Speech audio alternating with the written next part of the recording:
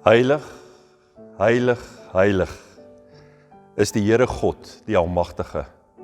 Hy wat is en wat was en wat tot in alle ewigheid sal wees. Here ons God, U is waardig om die heerlikheid en die eer en die mag te ontvang, omdat U alles geskep het. Deur U wil het alles ontstaan en is dit geskep. Aan Hom wat op die troon sit en aan die Lam, behoor die lof en die eer, die heerlikheid en die krag, tot in alle ewigheid. Amen.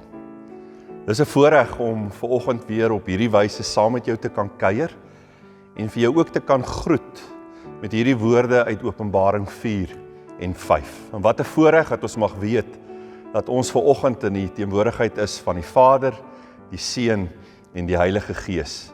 En mag die drie-enige God opnuut weer vanoggend vir jou op 'n baie kosbare manier ontmoet en ook seën. Baie welkom by hierdie erediens van Sondag die 14de Junie. Die koue is hier, so stadig maar seker begin die winter ook sy tande vir ons wys. Ek wil graag vir jou 'n paar afkondigings net voorhou. Die heel eerste enetjie is net opnuut weer 'n uitnodiging na ons nagmaal wat ons graag DV Sondag die 28ste Junie saam wil vier.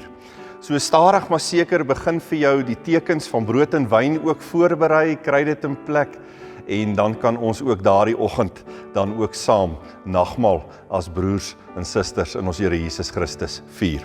Dan, liewe broers en susters, wil ek jou graag net weer herinner aan ons E100 Bybelleesprogram, wat ons so 'n paar weke gelede geloods het hier binne in die gemeente en oud en jonk uitgenooi het, om saam deur 100 essensiële skrifgedeeltes te lees. En ek wil graag vra dat ons ouers, en besonder by ons laerskool en hoërskoolkinders, dat julle moeite doen om dan deur hierdie skrifgedeeltes dan ook te lees, want op hierdie wyse help julle ook om die Bybelkennis van julle kinders so bietjie op te skerp en te verbeter en ook te verdiep, en ook die pad wat ons dan ook met hulle hier loop rondom dit wat ons graag wil oordra ook aan hulle. Hierdie programmetjie is beskikbaar op die Bybelgenootskap van Suid-Afrika se webwerf, wat jy gewoon maar net daarheen kan gaan en jy kan hom daar aflaai, of jy kan 'n SMS of 'n WhatsApp vir my stuur, en my nommer verskyn hier op die skerm. Dan sal ek vir jou 'n fotootjie van hierdie program en die 100 skrifgedeeltes dan vir jou deurstuur. Baie dankie dat jy deel is hiervan, en mag dit werklik ook ons liefde vir die woord ook verdiep.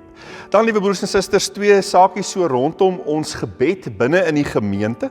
Die heel eerste wat ons wil graag sê is dat ons gebedsagenda is weer eens beskikbaar.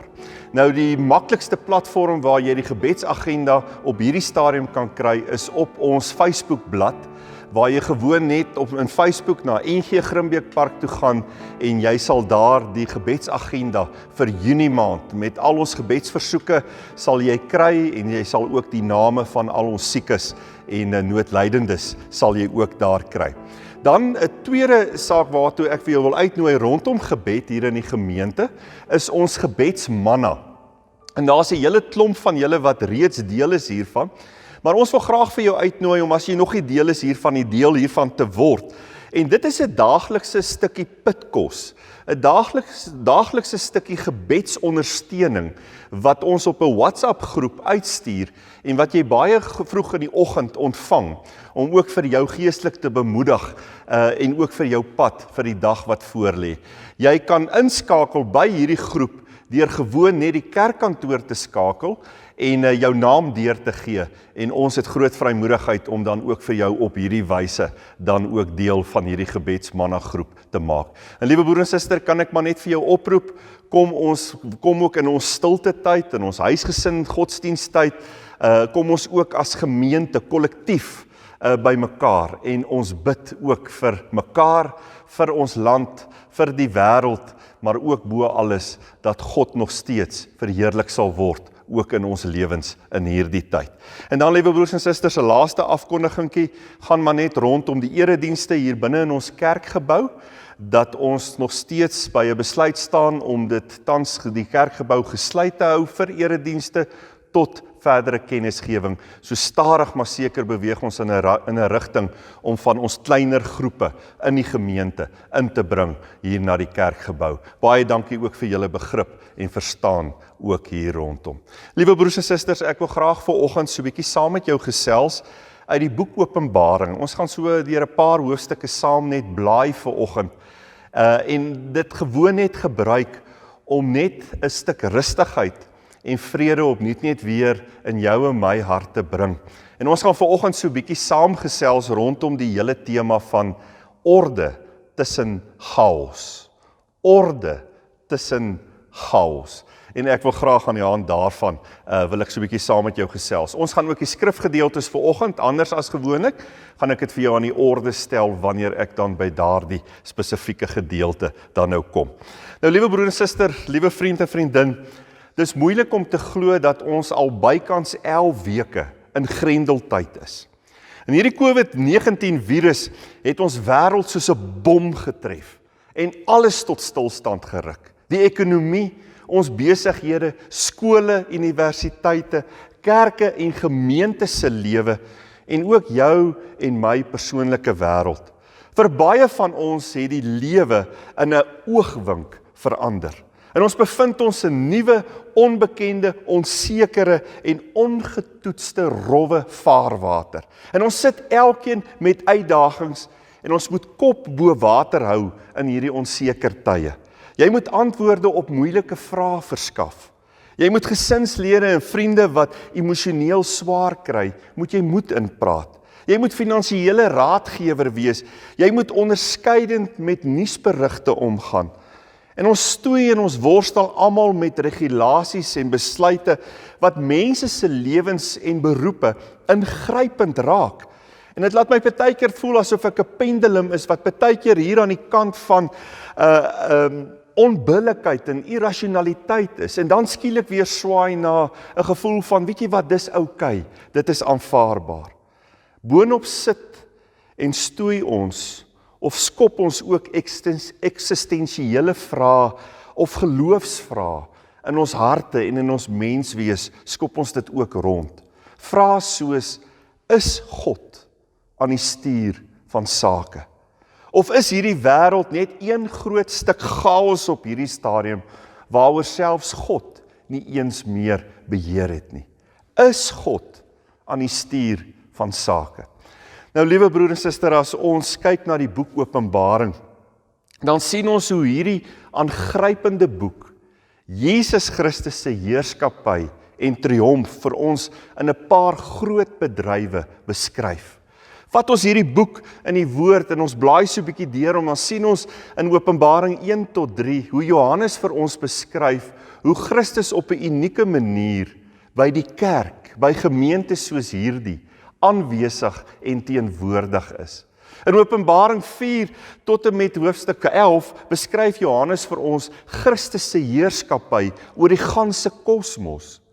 En in Openbaring 12 tot 22 beskryf Johannes vir ons Christus se heerskappy oor die wêreldgeskiedenis. En vanuit dit sien ons hoe Christus op 'n kosbare wyse beheer oor die wêreld, oor die heelal en oor jou en my lewe uitoefen. En gee die boek Openbaring vir jou en vir my 'n baie kosbare perspektief op vrae soos, is God in beheer van sake? En daarom wil ek jou vanoggend uitnooi om so vir 'n paar oomblikke saam met my deur die boek Openbaring te blaai. En mag die Heilige Gees opnuut net weer vanoggend jou en my geestesoë kom verhelder. Vir ons opnuut net weer anders laat kyk, nuut laat kyk, sodat ons kan sien, daar is orde tussen chaos.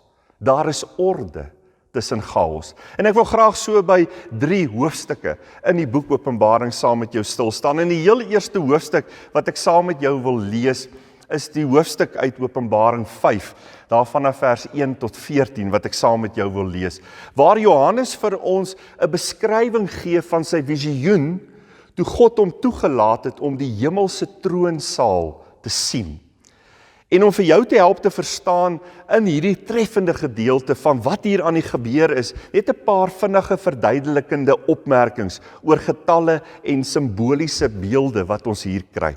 Ons gaan in vers 8 gaan ons van die 24 ouderlinge lees.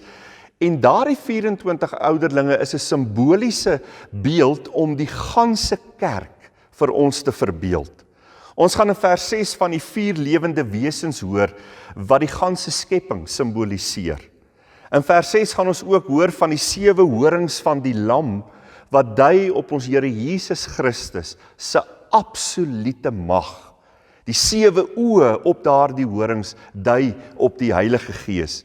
En dan weet ons die getal 7 is die getal van God wat dui op volmaaktheid en volheid. Ek hoop dat hierdie enkele verduidelikings vir jou ietsie van hierdie hoofstuk gaan oopbreek. Kom ons lees hierdie hoofstuk saam. Openbaring 5 en ek wil die hele hoofstuk saam met jou lees. Johannes skryf die volgende. Hy sê in die regterhand van hom wat op die troon sit, het ek 'n boekrol gesien wat aan die voor en aan die agterkant vol geskrywe was en wat met 7 seels goed verseël was. Toe het ek 'n sterk engel gesien wat met 'n harde stem uitroep: Wie is waardig om die boek oop te maak, deur die seels daarvan te breek? Maar niemand in die hemel of op die aarde of onder die aarde was in staat om die boek oop te maak en daarin te kyk nie. Ek, en dis Johannes wat hier skryf, het baie gehuil omdat daar niemand gekry is wat waardig was om die boek oop te maak en daarin te kyk nie. Toe sê een van die ouderlinge vir my: Moenie huil nie.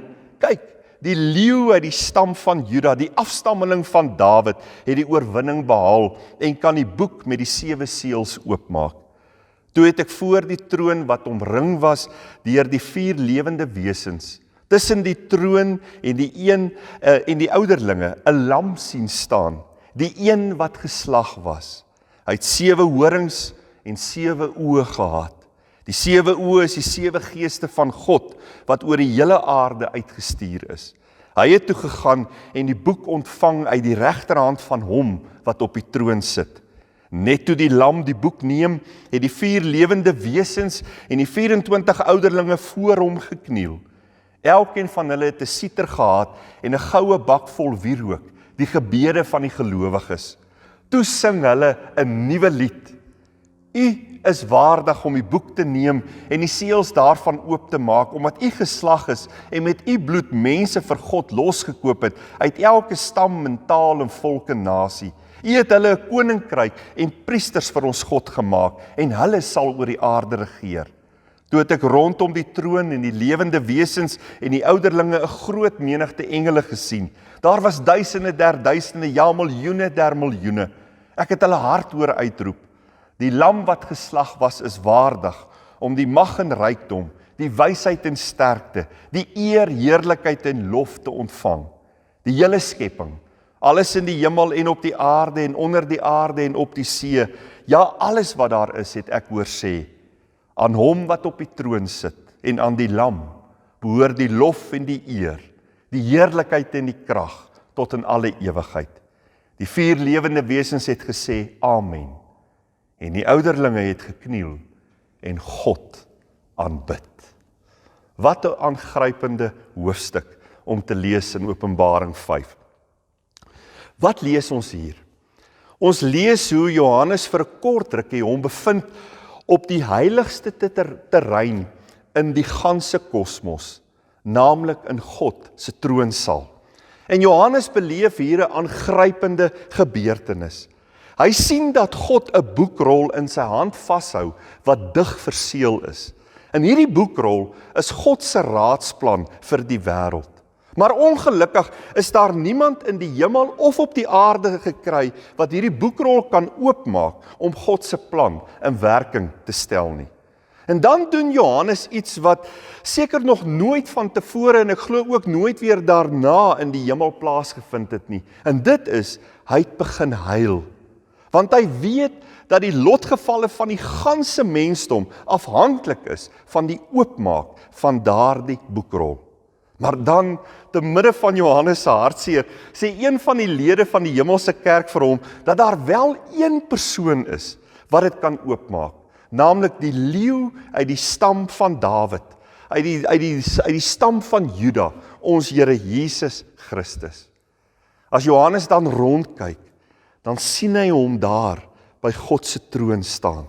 En hy staan daar by God se troon as die geslagte lam, as die een wat die merktekens van sy aardse stryd nog steeds in sy liggaam en aan sy liggaam dra. Maar hierdie geslagte lam staan nou by God se troon as die heerser oor die ganse heelal, want hy beskik oor alle mag en ook oor die Heilige Gees. En daarom lees ons in hierdie hoofstuk, val die hemelse leerskares voor hom neer, want hulle weet, Christus het die autoriteit vir die verdere verloop en afloop van die wêreldgeskiedenis, het hy en besit hy en hou hy in sy hand. Hy is die een wat nou aan bewind is. En hy sal die geskiedenis rig en stuur tot die laaste dag, wanneer hy weer sigbaar sal terugkeer na hierdie wêreld toe, om sy eiendom te kom haal, om vir ewig by hom te wees. Liewe broer en suster, dis 'n aangrypende hoofstuk in Openbaring, wat vir jou en vir my 'n kosbare perspektief wil open. En ek wil gewoon net 'n perspektief uit Openbaring 5 vir jou vanoggend net uitlig. En dit is die volgende: dat ten spyte van die chaos, ook dit wat ons nou in hierdie COVID-19 tyd beleef, dat ten spyte van die chaos wat dood en bloedvergieting en natuurrampe na ons toe bring en waaraan ons blootgestel is, sê hierdie hoofstuk in die woord van God vir ons, Christus is steeds aan die stuur van sake. Sy raadsplan met die wêreldgeskiedenis is tans besig om te ontvou. Ons is dus nie willoos aan die noodlot en aan mense se planne en idees en opinies en besluite en die bose magte uitgelewer nie. Christus regeer tot in alle ewigheid.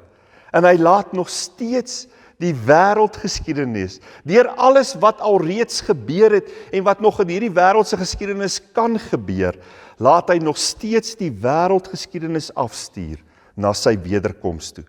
En daarom kan gelowiges, kan kinders van God ook vandag met vrymoedigheid hulle stemme voeg by die stemme van die hemelse kore wat die lof van die Here Jesus Christus se heerskappy besing.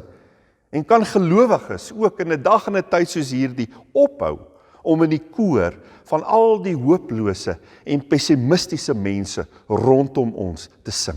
Wat 'n kosbare perspektief wat Openbaring 5 vir ons wil open, dat Christus regeer tot in alle ewigheid en hy stuur die wêreldgeskiedenis af op sy wederkoms. Ek wil aanblaai in die boek Openbaring en ek wil blaai vir 'n oomblik na 'n aangrypende, baie interessante hoofstuk, hoofstuk 14 van Openbaring. En weer eens wil ek graag enkele opmerkings net maak voordat ek hierdie hoofstuk ook saam met jou gaan lees. En so 'n paar opmerkings net om dit vir jou so bietjie te verduidelik, om 'n greep ook op hierdie teks in Openbaring 14 te kry.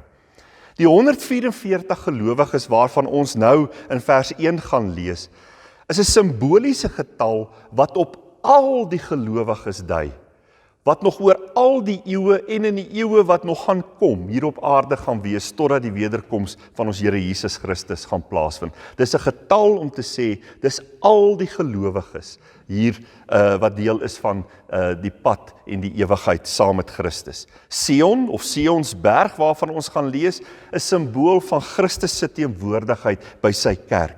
Babylon waarvan ons in vers 8 gaan lees, is 'n simbool van die goddelose mensdom. En dan gaan ons in vers 9 lees van die dier wat uit die aarde uit opgekom het.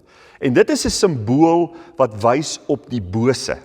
En ons weet dat hierdie dier uit die aarde vorm saam met die draak waarvan mens lees in Openbaring 12 en die dier uit die see waarvan jy lees in Openbaring 13, vorm hierdie drie saam die onheilige drieheid. En dan sien ons ook verder in hierdie hoofstuk gaan ons sien dat hierdie dier uit die aarde, die bose, laat 'n merkteken op mense se hande en voorkoppe. En dis ook simboliese taal wat hier gebruik word. Ons weet dat die Bybel vir ons, wanneer hy praat van die mens se hand, dat dit eintlik wys op dit wat 'n mens doen. jou handelinge. Wanneer die Bybel praat van 'n mens se kop, dan verwys dit baie keer na jou denke. En jy kry iets daarvan ook in Deuteronomium 6 vers 6 tot 9 in die Ou Testament. Dus wat hierdie teksgedeelte vir ons wil sê, dat elkeen wat deur sy of haar denke of handelinge wys, dat hulle nie in die Here Jesus Christus glo nie, dra inderwaarheid die merk van die dier, die merk van die bose. Sommige net so 'n paar opmerkingkies net om vir jou te help om ook hierdie hoofstuk hier te verstaan. Kom maar lees ek ook hierdie hoofstuk saam met jou en ek wil graag ook 'n groot gedeelte van hierdie hoofstuk saam met jou lees. Ons lees vanaf vers 1, Openbaring 14. Toe het ek die lam op Sionsberg sien staan en by hom 144.000 mense met sy naam en sy Vader se naam op hulle voorkoppe geskrywe. En ek het 'n geluid uit die hemel uit hoor kom, wat soos die gedruis van 'n groot watermassa en soos die gedruis van swaar donderweer geklink het. Die geluid wat ek gehoor het, was ook soos die van siterspelers wat op hulle siters speel. Hierdie mense sing 'n nuwe lied daar voor die troon en voor die 4 lewende wesens en die ouderlinge. Niemand anders as net hierdie 144.000 mense wat van die aarde af losgekoop is, kon hierdie lied leer nie. Dit is hulle wat hulle nie met vrouens besoedel het nie, hulle het kuis gebly. Hulle volg die lam waar hy ook al gaan. Hulle is onder die mense uit losgekoop as eerstelinge vir God en vir die lam. Uit hulle mond het daar nooit 'n leuen gekom nie. Hulle is onberispelik. Toe het ek 'n engel hoog in die lug sien vlieg. Hy het 'n goeie boodskap gehad wat vir ewig van krag bly. Hy moes dit aan die bewoners van die aarde, aan elke nasie, stam, taal en volk verkondig. En hy het met 'n harde stem uitgeroep: "Vrees God en gee aan hom die eer, want die tyd het aangebreek vir sy oordeel. Aanbid hom wat die hemel en die aarde, die see en die waterbronne gemaak het." 'n tweede engel het agter die eerste aangevlieg en uitgeroep: "Geval, geval het die groot Babylon, wat al die nasies van die dwelmdrank van haar onsedelikheid laat drink het." 'n derde engel het agter die eerste 2 aangevlieg en het hard uitgeroep: "Wie die dier en sy beeld aanbid en 'n merk op sy voorkop of op sy hand aanvaar, sal van die wyn van God se toorn moet drink. Dit word onverdun in die beker van sy oordeel ingeskink. In die teenwoordigheid van die heilige engele en die lam sal hy met vuur en swaal gepynig word. Die rook van hierdie pyniging styg tot in die ewigheid op, en hierdie mense het dag en nag geen rus nie. Hulle wat die dier in sy beeld aanbid, en die wat die merk van sy naam aanvaar. Hier het die gelowiges volharding nodig. Hulle wat die gebooie van God nakom en in Jesus bly glo.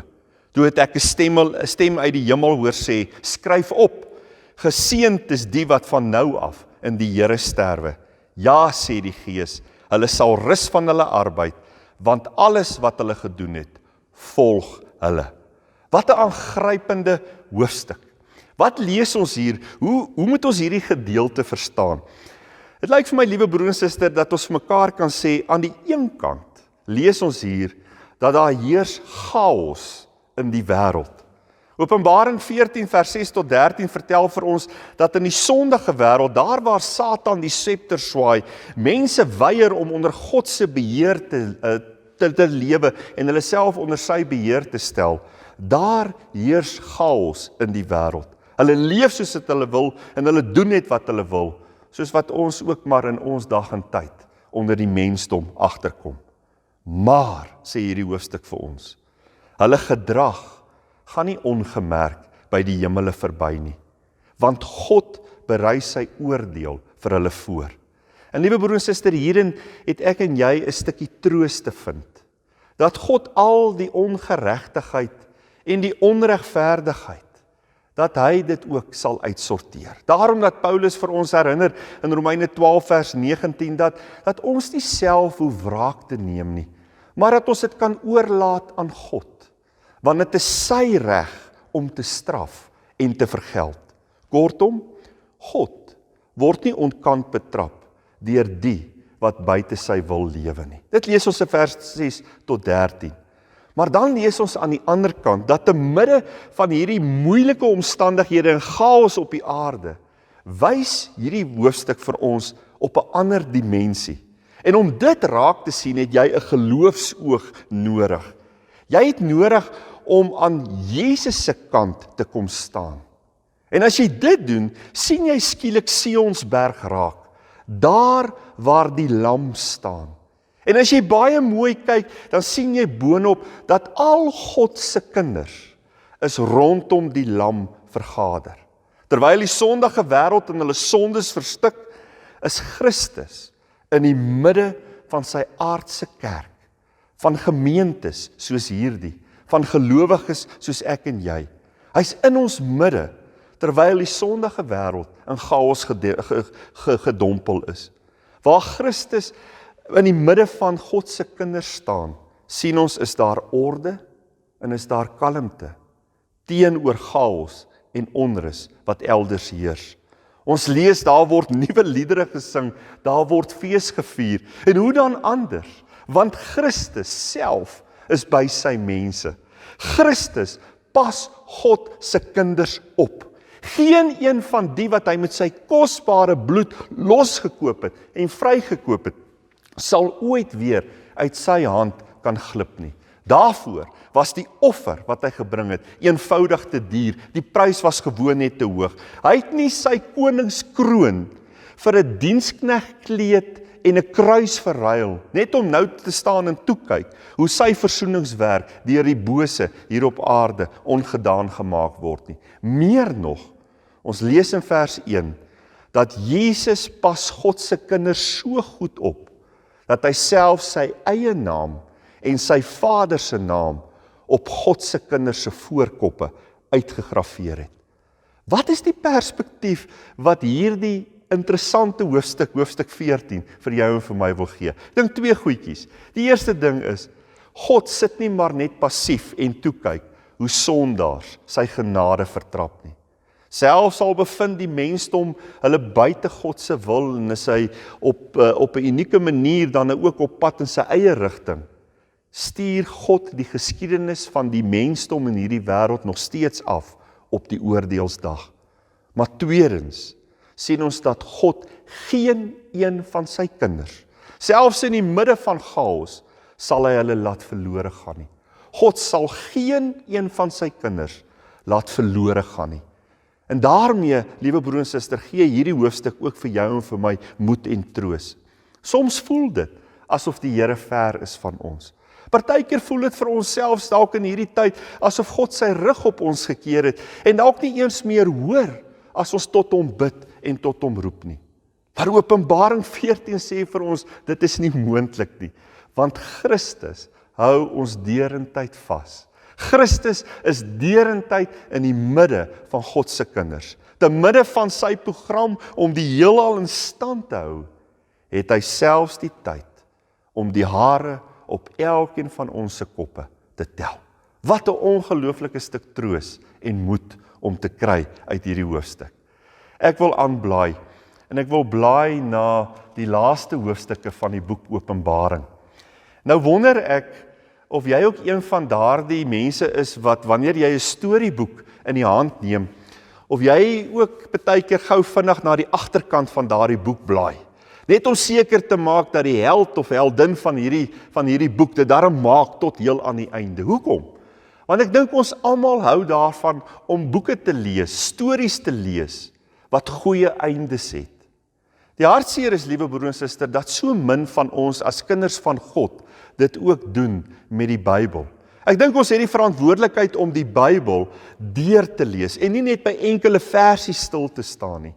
Maar ons het baie keer ook nodig, liewe broer en suster, om na die laaste hoofstukke van die woord, in besonder Openbaring te gaan kyk, want dit eindig op die hoogste noot denkbaar, om vir jou en vir my moed en hoop en troos in hierdie lewe te gee. Want jy sien die laaste 3 hoofstukke van hierdie aangrypende boek Openbaring, vertel vir ons hoe Jesus Christus op die ou end, finaal, met alles, met al sy vyande afreken, soos wat God oor en oor in die Bybel vir ons beloof.